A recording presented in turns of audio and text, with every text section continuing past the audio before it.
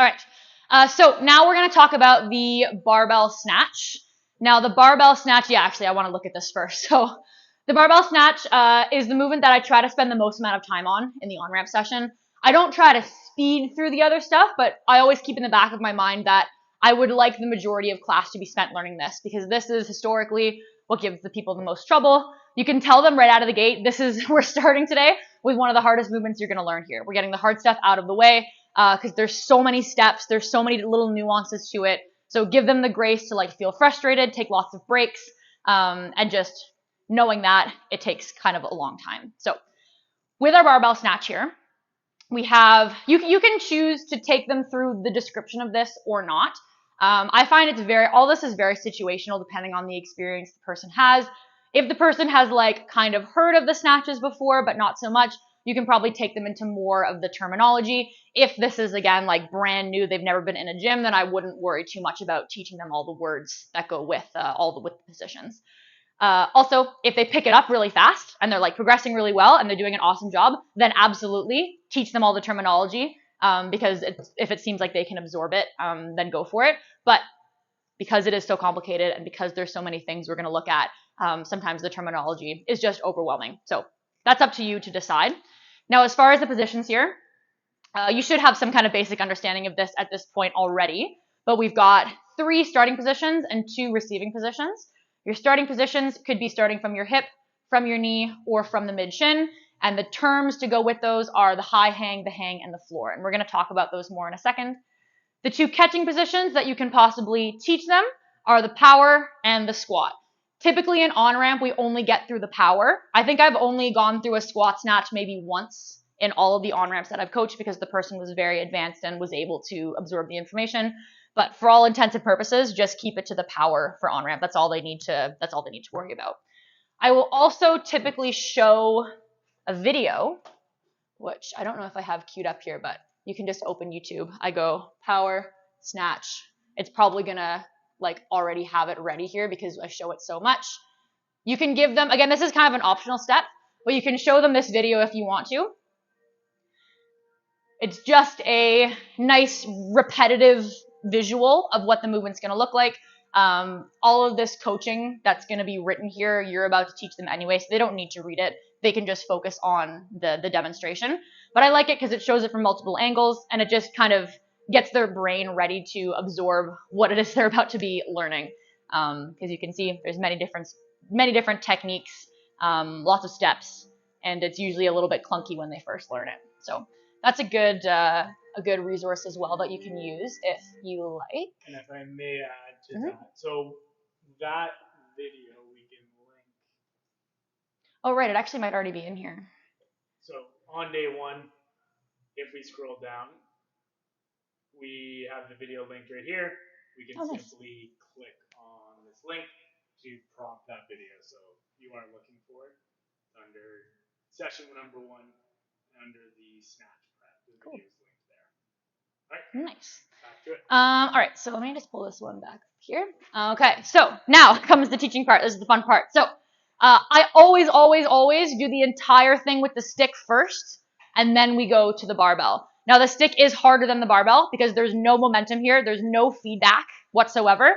The barbell always adds improvement because the barbell has some weight. Even if you use a light one, they will get some momentum, and then they'll feel the feedback of the bar. So if it looks half decent with the stick, then you're able to progress it to the barbell. So, Sam, we're going to learn how to do this barbell snatch. Have you ever heard of a barbell snatch before? I've heard of it once. Have you heard of it? Have you seen it in the Olympics maybe? Have you watched it on TV at all? Maybe when I was a kid. Maybe when you were a kid. So yeah, so not too much background. People generally don't know what this is.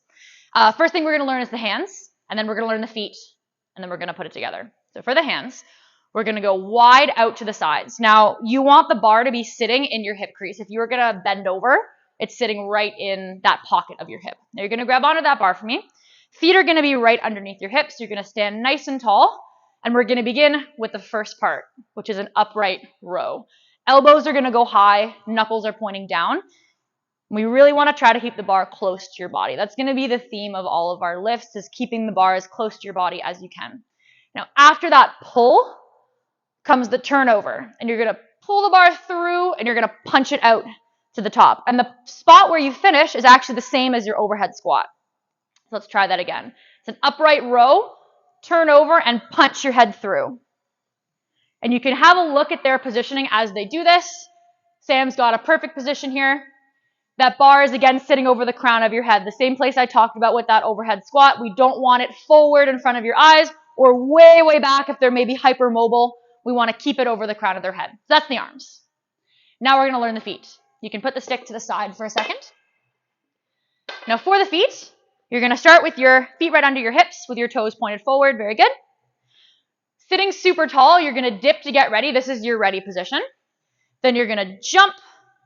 Feet are going to hop out a little bit to the sides, and you're going to land soft. So it looks like this. We have a dip to get ready. We're going to jump, and we're going to land. And as we land, we're also sitting tall. There shouldn't be any tipping over happening here just yet. We sit tall, then we stand, and we reset. So we'll do it again. Dip to get ready. Then we jump and land. Stand tall and reset. And so I'd have them do that a couple of times while I just have a look because I was distracted doing my own demo. So now I'm just going to have a look at what they're doing, make sure their feet look okay. Very nice. Any questions about those feet? Nope. Perfect. Now, that is like the power position. You can tell them this or not, but receiving the bar in that dip, this is the power position. That's what we mean by power snatch. Now we're going to grab the stick and we're going to put those two pieces together. So hands wide, knuckles down, chest nice and tall. We're going to dip to get ready. So we're in our ready position. We're going to jump the bar. And as you jump, this is where the arms are going to fly. So when you jump into the air, the elbows go up, elbows go up, the knuckles go down. As you land, that's when the turnover happens. And you want to try to time the landing of your feet to the extension of the arms. So we have a dip to get ready. We're going to jump and land. Yes. Usually they don't get it on the first try. So I'll have Sam do a couple of those, and I'll walk around and look. You'll see plenty of errors here when you have people who are brand new trying this. So give them some time to learn this. It doesn't usually happen this smoothly. All right, you can relax there, Sam. Any questions about that so far? No. I would say like the big errors, kind of like you said, would be timing. Oh yes, So it would be totally. arms and then Yeah. feet. I also see a lot of jumping jacks where they catch it on like locked out knees, which we want to try to avoid. So it's because we're going hard elbows and soft knees. That's the issue is like hard elbow, soft knees. And so their brain either wants to do soft and soft or hard and hard. They don't want to mix and match. So yeah, lots of timing issues that we'll see there. So really celebrate their wins. Like when they get something right, really, really like nail it home and like give them lots of praise and show them what they're doing so that they know they're doing it right because it's such a frustrating movement to learn. So that is your high hang power snatch. Now we're going to go to the hang. We're going to add a piece. This one I like to do from the side more so I can watch them from the side and they can see me from the side. Now what we're adding on is the hip hinge portion. So what that means is your butt is going to stick out, your chest is going to come down, and your shoulders are out over the bar. You'll see a lot of this when people go for the hang, where they kind of squat. That's not a hang position. Hang is a hip hinge. It's like an RDL. If you know what an RDL is, it's like an RDL. Shoulders are out over the bar because we're generating power in your hamstrings and your glutes. We're going to be pulling that bar through, hips meet the bar, then we jump and we land. So all we're doing is adding on a section to the beginning of that lift. We start above the knee, hips come through to meet the bar, we scoop the bar up, we jump, and then we land in your power position. So let's see a couple of those from Sam. And again, usually it's not this smooth on their first try. If they seem fairly advanced, you can really start to pick apart their technique, but usually that's not a huge point of focus in the on-ramp. So this is your hang power snatch. Very nice. You can relax there. Any questions so far? Nope. All right. You can give some water breaks. You can have a seat. You can have a chat. It doesn't need to be this like rapid fire. The last piece we have is the full power snatch, meaning from the floor, aka from the mid shin. The reason the floor is called the mid shin is because if you imagine there's plates on the bar is going to sit right about there. It's not going to sit down here. So you never have to worry about snatching from the floor like this. When we say from the floor, we mean the mid shin, just pretending that there's plates on the bar. So I'll spend a little bit of time talking about that setup position. Hands are wide, bar is touching your shins, butt is down, chest is up. This is a really important position to learn. So I'll make sure, I'll have another little walk around. I'll make sure everything looks right. His back angle is correct. His shoulders are over the bar. It all looks really nice. Now from here, upper body is staying completely frozen, and we're just going to rise to your knee. That's all we're going to do. We're going to go back down to your mid-shin, and we're going to rise to your knee. And I'll have him do that a couple of times to reinforce that back angle. Shoulders are staying over the bar. Very nice. Now on your next rep, I want you to pull it to your hip. Not a full power snatch, but just up to your hip. Good. And back down. Hinge and drop. Rise and open. These are all very fundamental positions to learn. Sam's back angle is looking pretty good. And now if you're ready, you're going to go for a full power snatch on your next one. Hip, scoop, and under. Very good. Grab a couple of those. Nice. All right, you can relax there. Excellent. That is your full power snatch progression with the stick. Now, if that all looks good and they're not feeling too frustrated, then you can progress to the barbell. And you can decide if you think they're better suited for a 15-pound bar, so one of the nice light training ones. This one you'll still get enough momentum feedback with. So this one's really fine. But if you want them that little extra step, you can grab them the 25-pound bar, even the 35 or the 45 if they're looking really sharp. But usually the 15 or the 25 is fine. And I would do that same progression. I wouldn't go into like the same amount of detail as teaching it from scratch, but I would go high hang, power snatch, and then we try some hang power snatches, and we try some floor power snatches with the bar. And 100% of the time, they have better luck with the weight, because that's just the nature of how it goes. With the momentum, they'll feel the bar.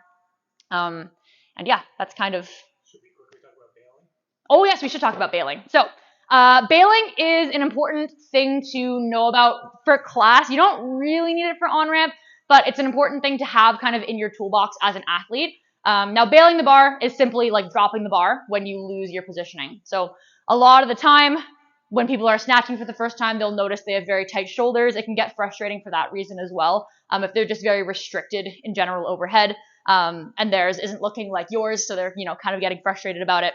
And what can happen is if they get into a compromising position, they might feel like, I need to drop this bar, or I'm about to like dislocate my shoulder, or something's about to tear, which is a feeling that we don't want. So if they feel like they're getting to that position, it's important for them to know that they are allowed to drop the barbell. So I'd have them practice it with the stick to start with. I'd show them what it looks like.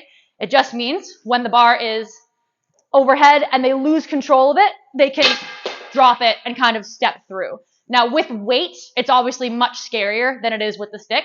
So it's important for them to try it with the stick so that they're not as scared of doing it with the barbell. So I'd have Sam, I'd tell them about bailing, why it's important, why it's okay to do. We don't love dropping the barbells, but we would rather you break a barbell than rip your shoulder or dislocate your shoulder. So dropping the bar is okay in this context.